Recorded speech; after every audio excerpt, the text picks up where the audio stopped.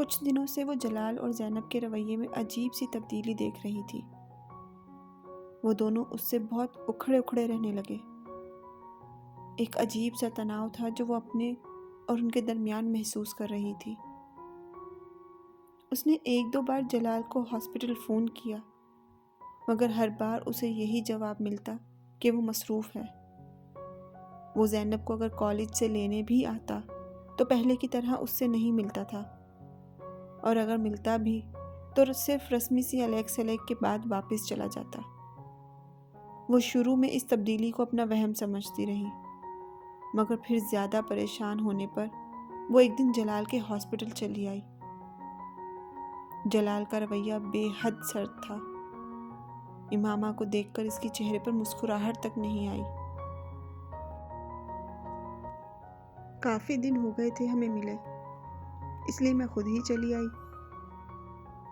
امامہ نے اپنے سارے اندیشوں کو جھٹکنے کی کوشش کرتے ہوئے کہا۔ میری تو شفٹ شروع ہو رہی ہے۔ امامہ نے حیرانی سے اسے دیکھا۔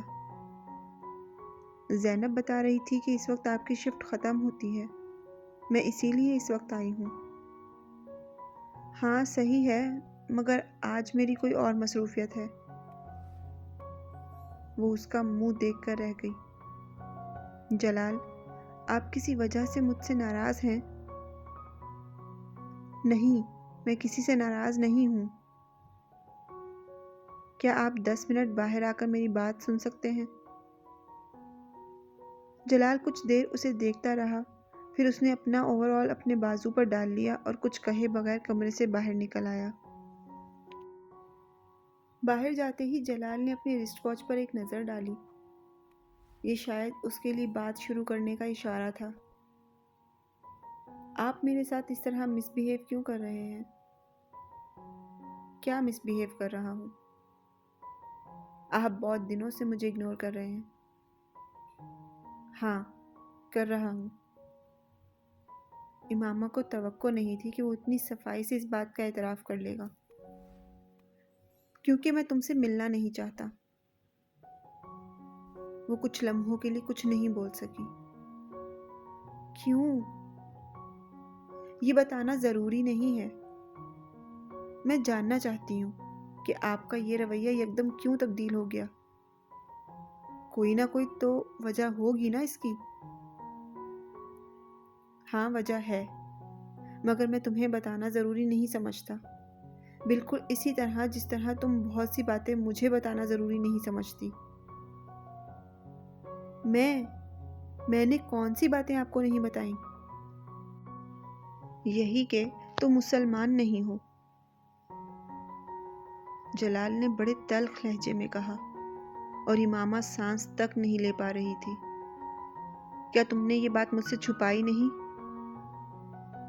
جلال، میں بتانا چاہتی تھی۔ چاہتی تھی؟ مگر تم نے بتایا تو نہیں۔ دھوکہ دینے کی کوشش کی تم نے۔ جلال، میں نے آپ کو دھوکہ دینے کی کوشش نہیں کی۔ میں آپ کو کیوں دھوکہ دوں گی؟ مگر تم نے کیا یہی ہے۔ جلال نے اس کی بات کاٹ دی۔ تم نے جان بوجھ کر مجھے ٹریپ کیا۔ امامہ کی آنکھوں میں آنسو آ گئے۔ ٹریپ کیا؟ تم جانتی تھی کہ میں اپنے پیغمبر صلی اللہ علیہ وسلم سے عشق کرتا ہوں۔ وہ شکست خورد انداز میں اسے دیکھتی رہی۔ شادی تو دور کی بات ہے، اب جب میں تمہارے بارے میں سب کچھ جان گیا ہوں تو میں تم سے کوئی تعلق نہیں رکھنا چاہتا۔ تم دوبارہ مجھ سے ملنے کی کوشش مت کرنا، جلال نے 2 ٹوک انداز میں کہہ دیا۔ جلال، میں اسلام قبول کر چکی ہوں۔ او کم آن، یہاں کھڑے کھڑے تم نے میرے لیے اسلام قبول کر لیا؟ اس بار وہ مذاق اڑانے والے انداز میں ہنسا۔ جلال، میں آپ کے لیے مسلم نہیں ہوئی، آپ میرے لیے ایک ذریعہ ضرور بنے ہیں۔ مجھے کئی ماہ ہو گئے ہیں اسلام قبول کیے، اور اگر آپ کو میری بات پر یقین نہیں ہے تو میں آپ کو ثبوت دے سکتی ہوں۔ آپ چلیں میرے ساتھ۔ اس بار جلال کچھ الجھے ہوئے انداز میں سے دیکھنے لگا۔ میں مانتی ہوں میں نے آپ کی طرف پیش قدمی خود کی۔ آپ کے بقول میں نے آپ کو ٹریپ کیا۔ میں نے ٹریپ نہیں کیا، میں صرف بے بس تھی۔ آپ کے معاملے میں مجھے خود پر قابو نہیں رہتا تھا، آپ کی آواز کی وجہ سے۔ آپ جانتے ہیں میں نے آپ کو بتایا تھا، میں نے پہلی بار آپ کو نعت پڑھتے سنا تو میں نے کیا محسوس کیا تھا۔ آپ کو اگر میرے بارے میں پہلے پتا ہوتا تو آپ میرے ساتھ یہی سلوک کرتے جو اب کر رہے ہیں۔ مجھے صرف اس بات کا اندیشہ تھا جس کی وجہ سے میں نے آپ سے یہ سب کچھ چھپائے رکھا۔ بعض باتوں میں انسان کو اپنے اوپر اختیار نہیں ہوتا۔ مجھے بھی آپ کے معاملے پر خود پر کوئی اختیار نہیں تھا۔ تمہارے گھر والوں کو اس بات کا پتہ ہے؟ نہیں، میں انہیں نہیں بتا سکتی۔ میری منگنی ہو چکی ہے، میں نے آپ کو اس کے بارے میں بھی نہیں بتایا۔ وہ ایک لمحے کے لیے رکی۔ مگر میں وہاں شادی نہیں کرنا چاہتی، میں آپ سے شادی کرنا چاہتی ہوں۔ میں صرف اپنی تعلیم مکمل ہونے کا انتظار کر رہی ہوں، تب میں اپنے پیروں پر کھڑی ہو جاؤں گی اور پھر میں آپ سے شادی کروں گی۔ 4-5 سال بعد جب میں ڈاکٹر بن جاؤں گی تو شاید میرے پیرنٹس آپ سے میری شادی پر اس طرح اعتراض نہ کریں جس طرح وہ اب کریں گے۔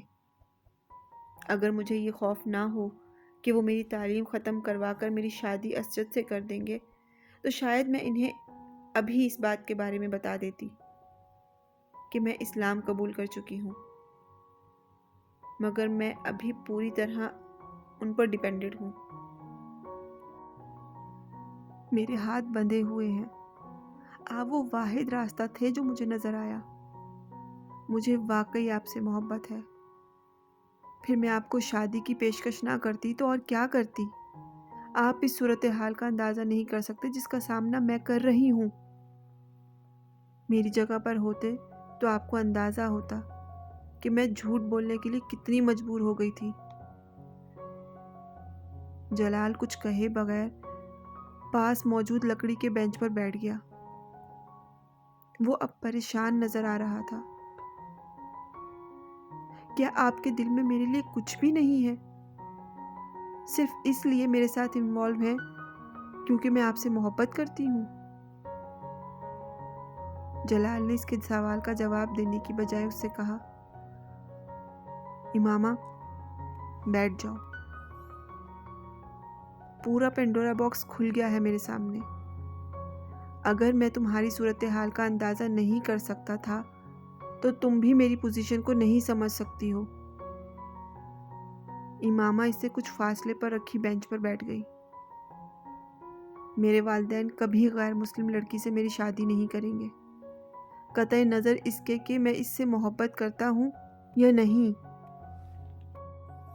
جلال، میں غیر مسلم نہیں ہوں۔ تم اب نہیں ہو، مگر پہلے تو تھی، اور پھر تمہارا خاندان۔ میں ان دونوں چیزوں کے بارے میں کچھ نہیں کر سکتی۔ جلال نے جواب میں کچھ نہیں کہا۔ کچھ دیر وہ دونوں خاموش رہے۔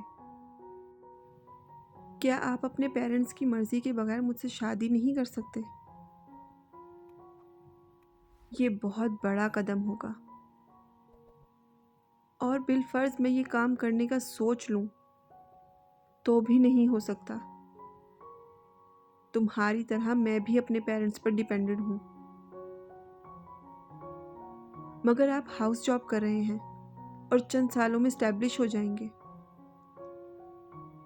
میں ہاؤس جاب کے بعد اسپیشلائزیشن کے لیے باہر جانا چاہتا ہوں، اور یہ میرے پیرنٹس کی مالی مدد کے بغیر نہیں ہو سکتا۔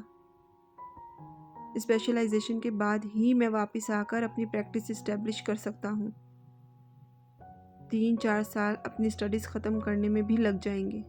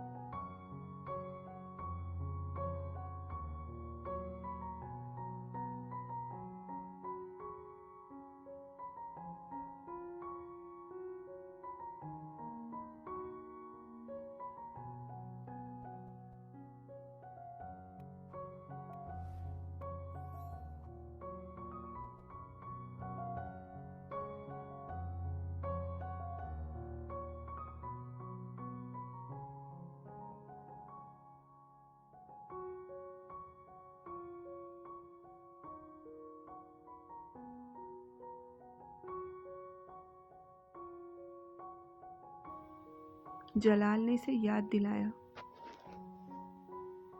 फिर ये कि मुझे सोचने का वक्त दो, शायद मैं कोई रास्ता निकाल सकूं। मैं तुम्हें छोड़ना नहीं चाहता, मगर मैं अपना करियर भी ख़राब नहीं कर सकता। मेरा प्रॉब्लम सिर्फ ये है कि मेरे पास कुछ भी नहीं है। जो कुछ है माँ बाप का है, और वो अपनी सारी जमा पूंजी मुझ पर खर्च कर रहे हैं, ये सोचकर कि मैं कल उनको ये सब कुछ वापस करूँगा। वो बात करते करते रुक गया। क्या ऐसा नहीं हो सकता कि तुम्हारे वालिदैन अपनी मर्ज़ी से तुम्हारी शादी मुझसे कर दें? इस सूरत में कम से कम मेरे वालिदैन को ये एतराज़ तो नहीं होगा कि तुमने अपने वालिदैन की मर्ज़ी के ख़िलाफ़ उन्हें बताए बगैर मुझसे शादी की। वो जलाल का चेहरा देखने लगी। मैं नहीं जानती ऐसा हो सकता है या नहीं, मैं कुछ भी नहीं कह सकती। वो मेरी बात मानेंगे या नहीं, इमामा ने कुछ मायूसी के आलम में बात अधूरी छोड़ दी। मेरी फैमिली में आज तक किसी लड़की ने अपनी मर्जी से बाहर किसी लड़के से शादी नहीं की, इसलिए मैं ये नहीं बता सकती कि उनका रद्द-ए-अमल क्या होगा, मगर मैं ये ज़रूर बता सकती हूँ कि उनका रद्द-ए-अमल बहुत बुरा होगा, बहुत बुरा। वो मुझसे बहुत मोहब्बत करते हैं, लेकिन मुझे ये इजाज़त नहीं दे सकते कि मैं इतना बड़ा कदम उठाऊं। आपको अंदाज़ा होना चाहिए कि मेरे बाबा को कितनी शर्मिंदगी और बेइज्जती का सामना करना पड़ेगा। सिर्फ मेरे लिए तो वो सब कुछ नहीं बदल देंगे। अगर मुझे अपनी फैमिली से मदद की तवक्को होती तो मैं घर से बाहर सहारों की तलाश में होती, ना ही आपसे इस तरह मदद मांग रही होती। धीमे लहजे में अपनी आवाज़ की लर्जिश पर काबू पाते हुए उसने जलाल से कहा, इमामा, मैं तुम्हारी मदद करूँगा। मेरे पेरेंट्स मेरी बात नहीं टालेंगे। समझाने में कुछ वक्त लगेगा, मगर मैं तुम्हारी मदद करूँगा। मैं उन्हें मना लूँगा। तुम ठीक कहती हो कि मुझे तुम्हारी मदद करनी चाहिए। वो पुरसोच मगर उलझे हुए अंदाज में उससे कह रहा था। इमामा को अजीब सी ढारस तो हुई। उसे जलाल से यही तवक्को थी। इमामा ने सोचा कि मेरा इंतखाब गलत नहीं है। ये अहमकाना तजवीज़ असजद के अलावा किसी दूसरे की नहीं हो सकती। उसे एहसास ही नहीं है कि अभी मैं पढ़ रही हूँ। इमामा ने अपनी भाभी से कहा, नहीं, असजद ने या उसके घर वालों ने ऐसा कोई मुतालबा नहीं किया। बाबा खुद तुम्हारी शादी करना चाह रहे हैं। बाबा ने कहा है? मुझे यकीन नहीं आ रहा। जब मैंने मेडिकल में एडमिशन लिया था तब उनका दूर दूर तक ऐसा कोई ख्याल नहीं था।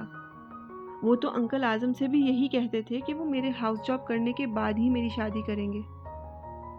फिर अब अचानक क्या हो गया?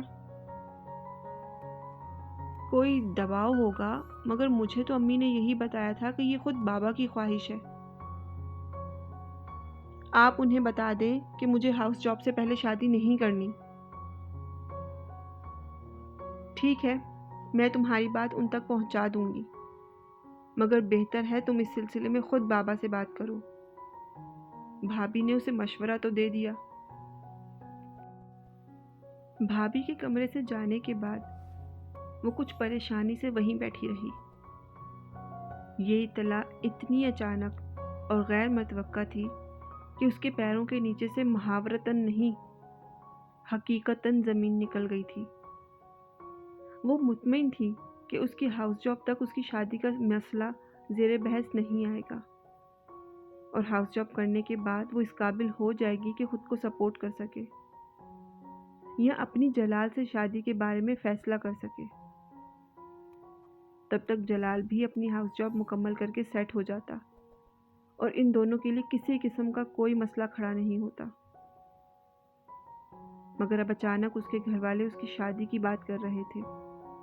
आखिर क्यों? نہیں، اسجد اور اس کے گھر والوں نے مجھ سے اس طرح کا کوئی مطالبہ نہیں کیا. میں نے خود ان سے بات کی ہے. اس رات وہ ہاشم مبین کے کمرے میں موجود تھی. اس کے استغفار پر ہاشم مبین نے بڑے اطمینان سے کہا، بات بھی کر لی ہے. آپ مجھ سے پوچھے بغیر کس طرح میری شادی ارینج کر سکتے ہیں؟ امامہ نے بے یقینی سے کہہ دیا. ہاشم مبین نے کچھ سنجیدگی سے دیکھا. یہ نسبت تمہاری مرضی سے ہی طے ہوئی تھی. تم سے پوچھا گیا تھا. منگنی کی بات اور تھی، شادی کی بات اور ہے. آپ نے مجھ سے کہا تھا کہ ہاؤس جاب سے پہلے آپ میری شادی نہیں کریں گے. تمہیں اس شادی پر اعتراض کیوں ہے؟ کیا تم اسجد کو پسند نہیں کرتی؟ بات پسند ناپسند کی نہیں ہے. اپنی تعلیم کے دوران میں شادی نہیں کرنا چاہتی. آپ اچھی طرح جانتے ہیں کہ میں آئی اسپیشلسٹ بننا چاہتی ہوں. اس طرح آپ میری شادی کر دیں گے تو میرے سارے خواب ادھورے رہ جائیں گے.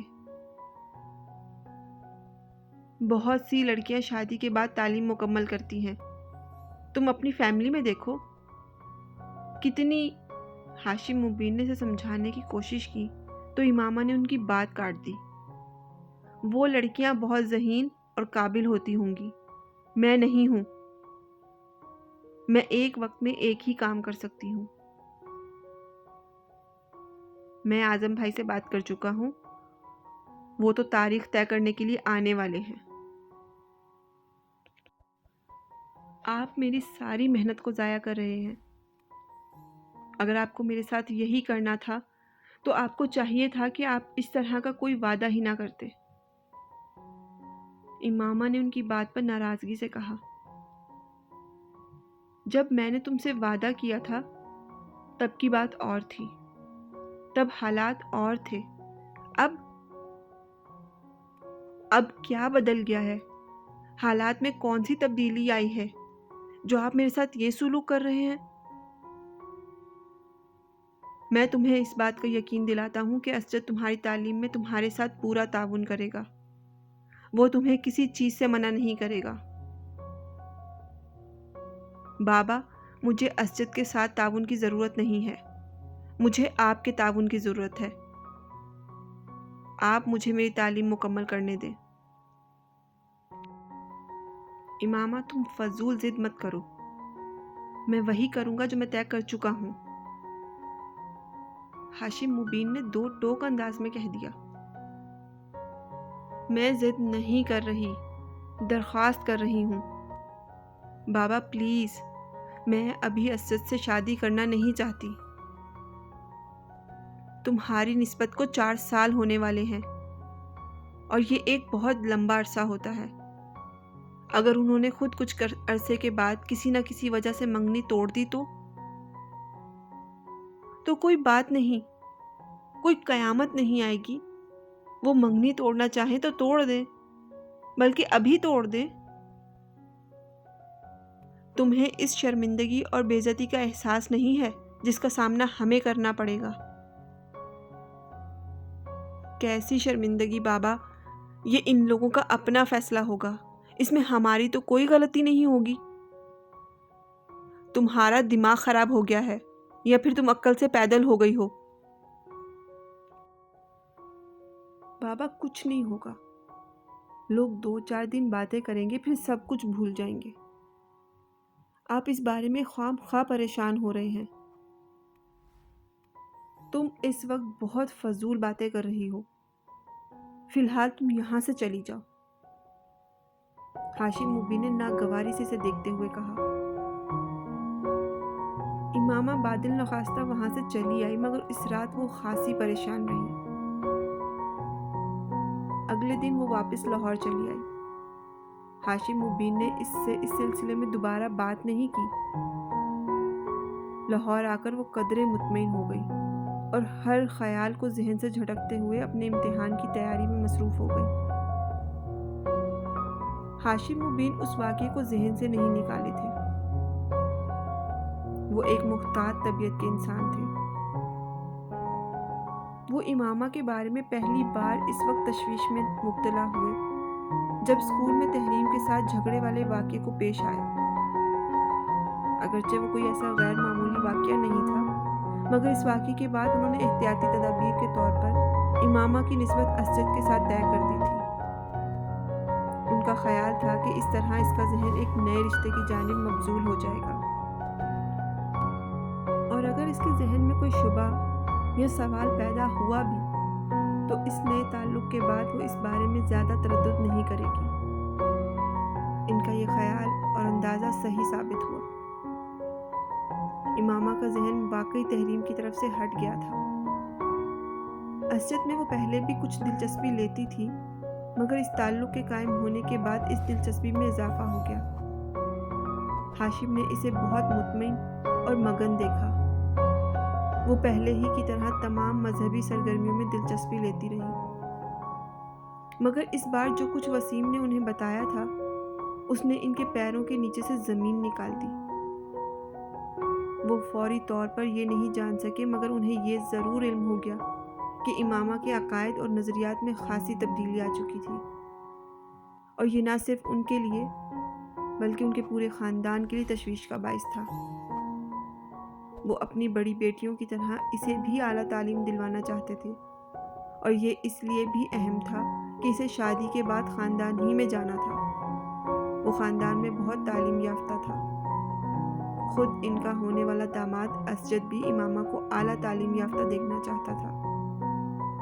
ہاشم مبین کے لیے اس کی تعلیم کا سلسلہ منقطع کر کے اسے گھر بٹھا لینا آسان نہیں تھا، کیونکہ اس صورت میں اسے اعظم مبین کو اس کی وجہ بتانی پڑتی، اور امامہ سے سخت ناراض ہونے کے باوجود وہ نہیں چاہتے تھے کہ اعظم مبین اور ان کا خاندان امامہ کے ان بدلے ہوئے عقائد کے بارے میں جان کر برگزشتہ ہو اور بدظن ہو، اور پھر شادی کے بعد وہ اسجد کے ساتھ بری زندگی گزارے۔ انہوں نے ایک طرف اپنے گھر والوں کو اس بات کو راز رکھنے کی تاکید کی، تو دوسری طرف امامہ کی منت سماجت پر اسے اپنی تعلیم جاری رکھنے کی اجازت دے دی۔ امامہ صبیحہ کے لیکچر اٹینڈ کرنے اور اس کے وہاں جانے یا جلال سے ملنے کے معاملے میں اس قدر محتاط تھی کہ اس کا یہ میل جول ان لوگوں کی نظروں میں نہیں آ سکا۔ شاید اس کی ایک وجہ یہ بھی تھی کہ وہ جویریہ اور رابعہ کو بھی ہر چیز کے بارے میں اندھیرے میں رکھے ہوئے تھی، ورنہ اس کے بارے میں ضرور کوئی نہ کوئی خبر ادھر ادھر گردش کرتی اور ہاشم مبین تک بھی پہنچ جاتی، مگر ایسا نہیں ہوا۔ ہاشم مبین اس کی طرف سے مطمئن ہو گئے، مگر امامہ کے اندر آنے والی ان تبدیلیوں نے انہیں تشویش میں مبتلا کر دیا۔ ان کے دماغ میں جو واحد حل آیا تھا وہ اس کی شادی تھی۔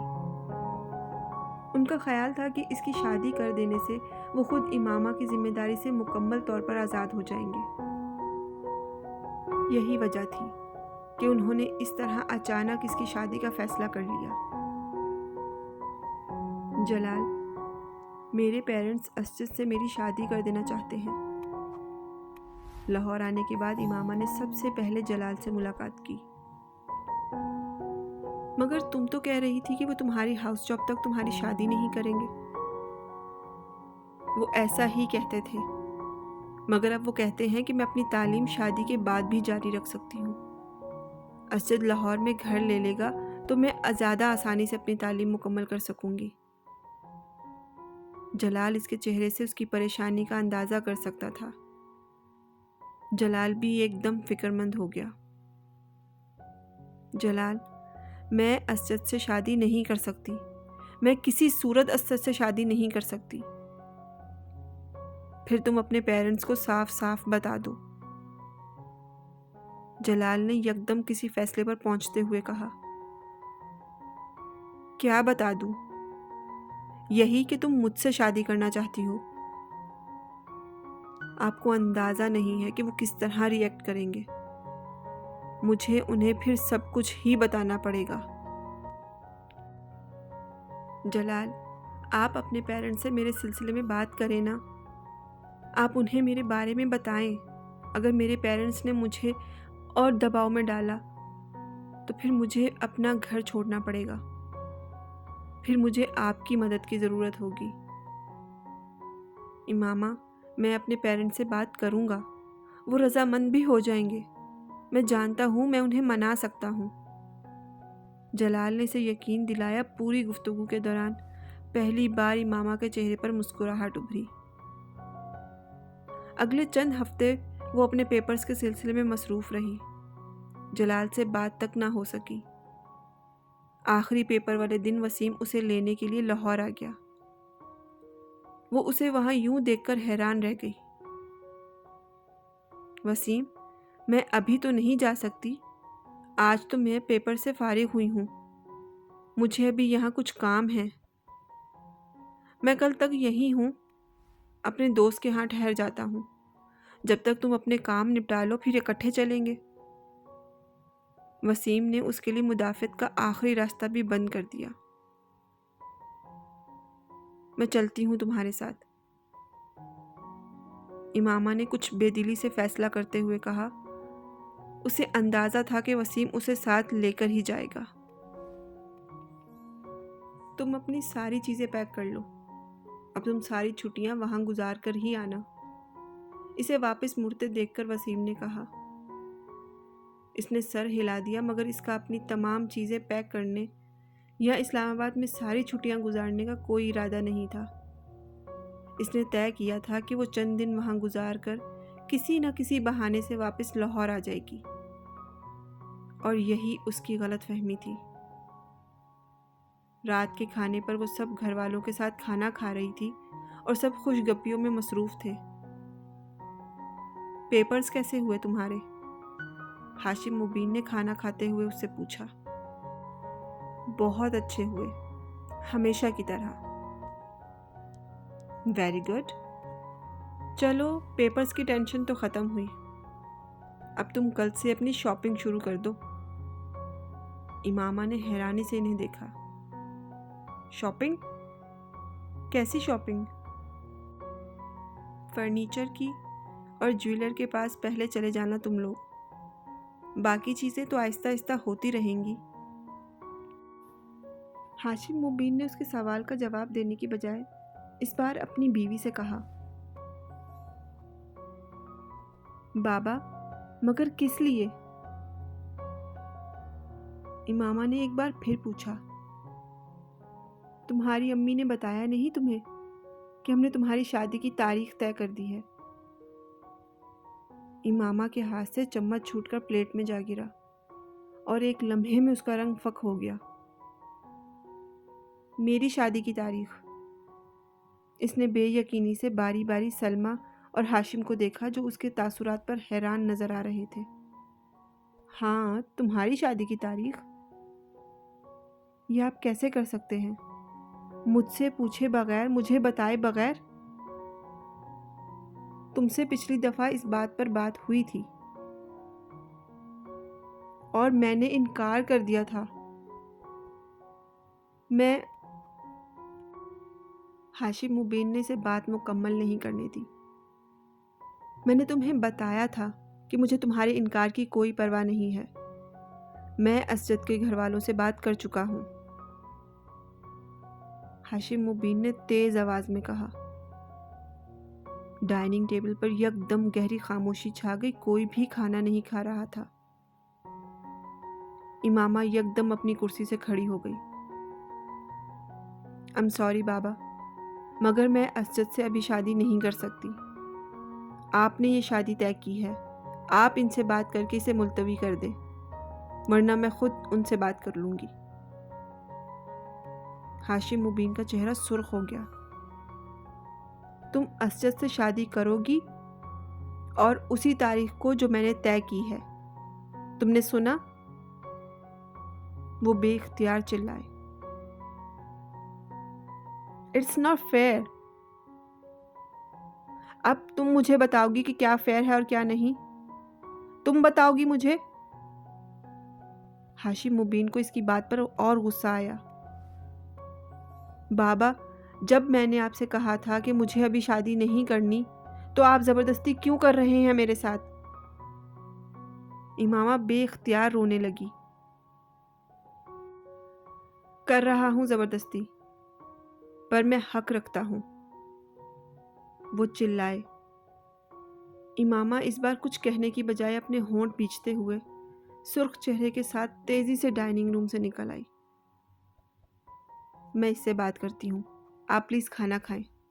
इतना गुस्सा ना करें, वो जज्बाती है और कुछ नहीं, सलमा ने हाशिम मुबीन से कहा और ख़ुद वो अपनी कुर्सी से उठ खड़ी हुई। उनके कमरे से निकलते ही वसीम को देखकर इमामा बेइख्तियार उठ खड़ी हुई। तुम दफा हो जाओ यहाँ से, निकल जाओ। इसने तेजी से वसीम के पास जाकर इसे धक्का देने की कोशिश की और वो पीछे हट गया।